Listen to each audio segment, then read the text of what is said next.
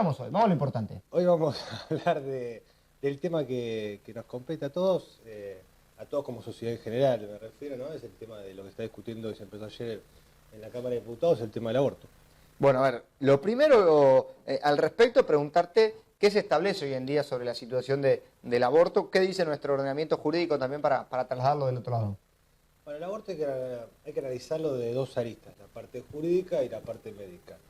Si empezamos de la parte jurídica, encontramos que tenemos toda una protección, no solamente del derecho positivo nacional, sino también derecho positivo internacional.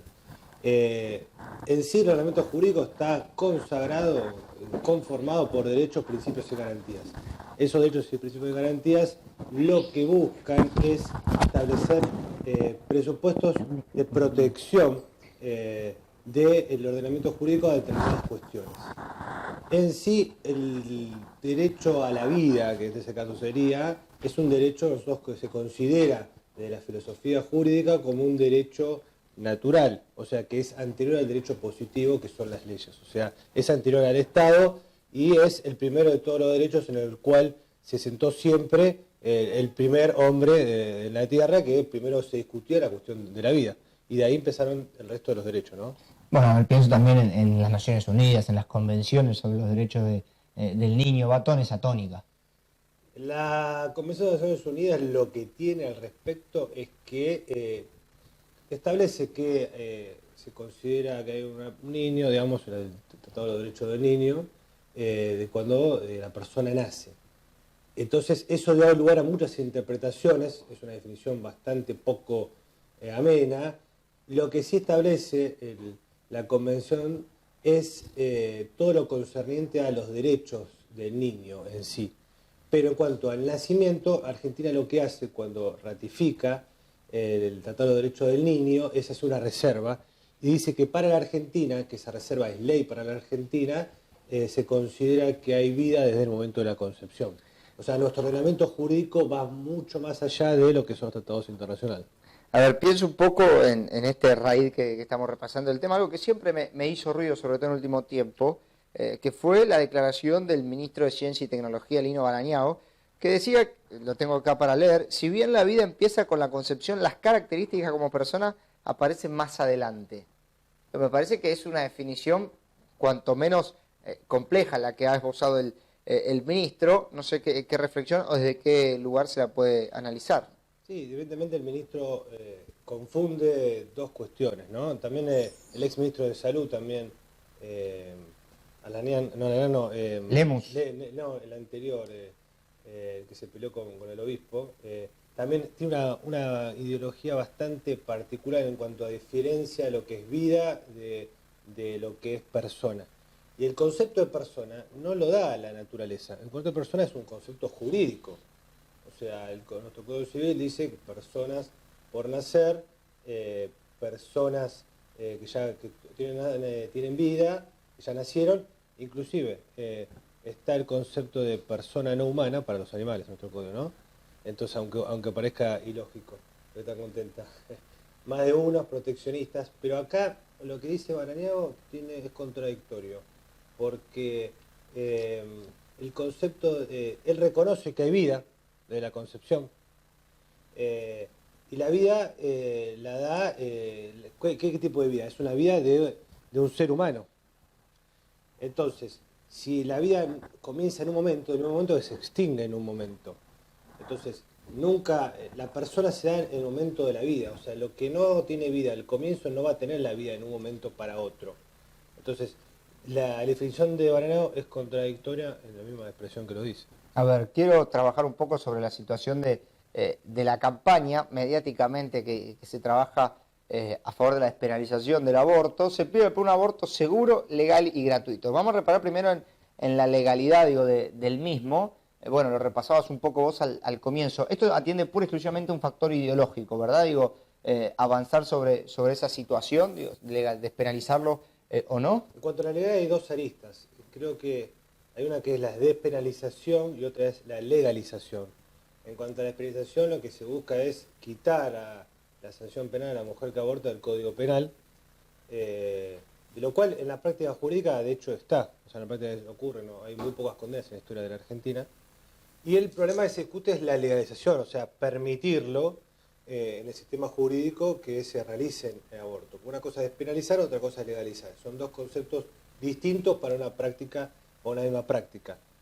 Después, lo que el Congreso va a tratar, de lo cual inclusive está muy discutido, porque justamente nosotros tenemos una convención que adhiere la Argentina, que tiene garantía supremacía constitucional, que habla de la vida, ¿no? Entonces, y que dice esa convención, el artículo 75, inciso 22, que incorpora esa convención, es que no puede el Congreso legislar sobre cuestiones que tengan que ver con derechos que restrinjan los derechos que establece la Convención. Por lo cual el Congreso con esa interpretación no podría ir contra derechos que establece la Convención, como es el derecho a la vida. Segundo punto, aborto gratuito. ¿Cómo? A ver, obviamente no tiene que ver pura y exclusivamente con lo jurídico, pero es interesante escucharte hablando sobre la situación. ¿Cómo le explicamos a la gente que va a tener que pagar o que va a tener que tributar o que mediante sus impuestos se van a matar chicos por nacer? Porque en definitiva, digo, la gratuidad la termina pagando, ¿no? Totalmente. Vamos a ver, estamos en un momento de crisis económica, como dice el gobierno, y tengamos en cuenta este dato puntual, ¿no? Ellos hablan de que hay 500.000 abortos en Argentina. Sí, y cada aborto bueno. en España cuesta de 800 a 1.500 euros. O sea, multipliquemos 500.000, el celular ahí, por... Lo vamos a hacer. Por 1.500 euros, eso nos va a dar lo que, en teoría, según el argumento de los que están por la legalización, 25 pesos está el euro, ¿no? 25 pesos, sí. Nosotros tenemos 25.000 pesos un aborto por 500.000 que se realizan. Bueno, la calculadora me arroja 1,25 E10. No, tenés que invertirla. No, bueno, ya es muy complicado para el tiempo que tenemos, pero es una cifra... Es una cifra millonaria, entonces lo que lo que hay que establecer políticas del Estado, que las ha ido el gobierno aumentando en los últimos tiempos, es el tema para la educación sexual y para ayudar a que justamente no se llegue a la situación de aborto. O sea, a la mujer, ninguna mujer quiere abortar. Eso te lo dicen todas las mujeres. El tema está que existe por parte de la sociedad una presión social, sea laboral, sea económica, sea familiar, que la lleva a esa situación. El Estado, en vez de pagar 1.500 euros, en decir, te saco el problema de encima y después seguimos adelante, tendría que ayudar a esa mujer a una contención para que pueda tener a su hijo.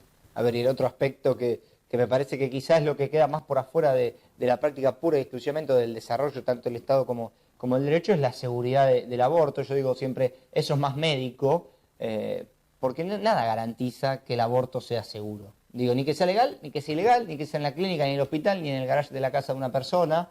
Digo, no sé si coincidís un poco con esta posición, y también pensar qué rol tomarán los médicos frente a esto. El médico se ha formado para salvar vidas.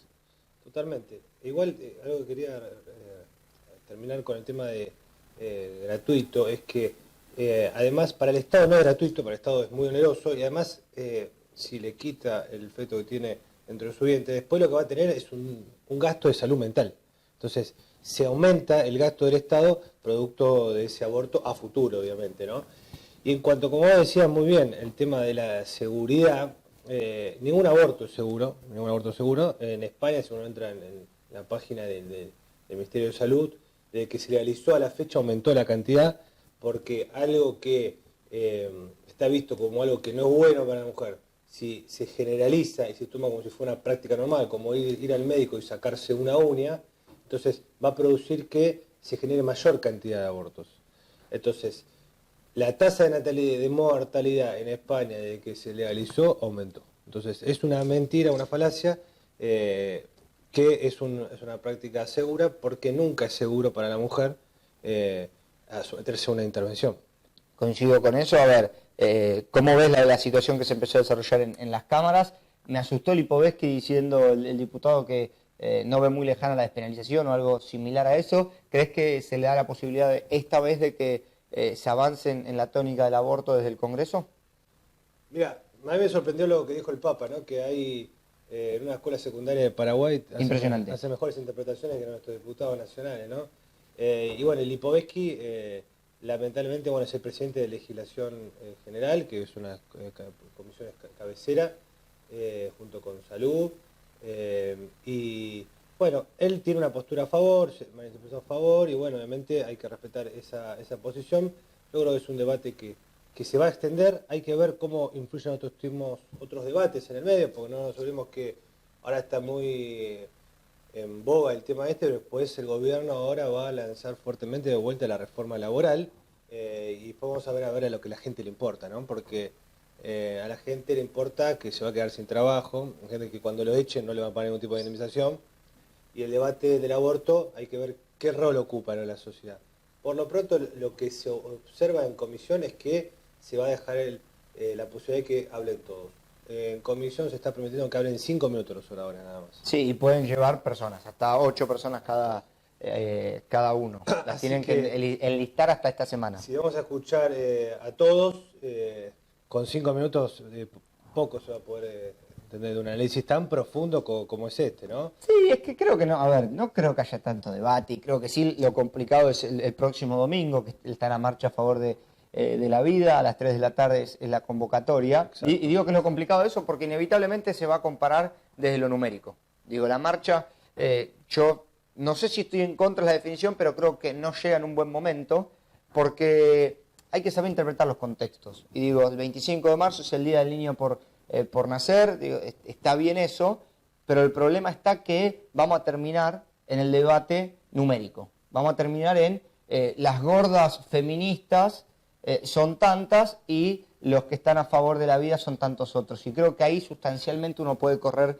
el riesgo, obviamente los que defendemos los derechos del niño por nacer y demás. Y digo esto porque lo tuiteaba el otro día, esta semana hubo una imagen totalmente desagradable, pero multitudinaria, que fue la marcha que se tuvo hacia la Quinta de Olivos. Digo, sí. Desagradable desde la situación de belleza, digo, nada más lejos de la belleza que las fotos que pedían por el aborto legal, seguro y gratuito, digo, las expresiones, la forma de hacerlo, y creo que hay que reconocer que numéricamente fueron muchos. Entonces, yo me temo que por ahí la alternativa a esta discusión, a partir del domingo, sea comparar nosotros somos más, digo, teniendo en cuenta la facción que presiona por el aborto, y a raíz de eso darle un argumento para avanzar en la práctica, ¿no? Sí, igual hay que diferenciar dos cosas. Una es la marcha del Día de la Mujer, que mundialmente se hace en todo el mundo, y no en todo el mundo se habla del aborto. Pero en Argentina se confunde todo. ¿Entendés? El tema está que había grupos que en esa marcha, minoritarios, que reclamaban visiblemente, que reclamaban a favor del aborto. Hay que ver una marcha que sea 100% como del aborto, como fue hace cosa de un mes, en febrero, en la cual había realmente poca gente, digamos.